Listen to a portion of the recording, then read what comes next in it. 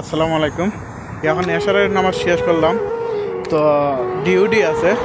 Duty রেখে ওই এখন বুথ থেকে যেছি টাকা উঠাইতাম, কারণ ঈদের আগের দিন থেকে মনের ভিতরে শান্তি পাইতেছে না।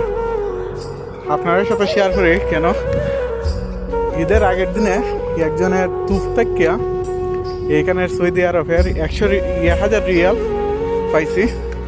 তো মনে বুঝেন যে আমি তেমন আরবি ভাষাটা শিখতে পারি নাই। সর্বোচ্চ 8 মাস হয়েছে সৌদি আরব হয়েছি।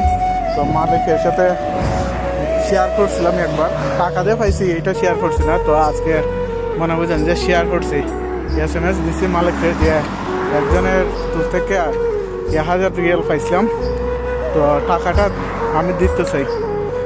এখন মনে বুঝেন বুথ থেকে টাকাটা উঠাবো, উঠিয়ে ওনাকে ফোন দিছি যার টাকা ছিল।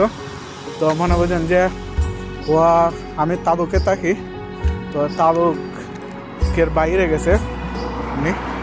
তো কালকে বিকালে আসবে, আসার পরে টাকাটা নেবে। আর বাংলার মনে বুঝেন যে 30,000-এর উপরে 1,000 রিয়ালে। আসল কথা বলতে যতদিন পৃথিবীর বুকে বাঁচবো মনে বুঝেন যে হালালভাবে টাকা ইনকাম করবো। হোক আমার স্যালারি যদি 5 টাকা হয় তবু আমি শুকরিয়া জানাই আল্লাহর কাছে। আমি আরাম খেতে চাই না।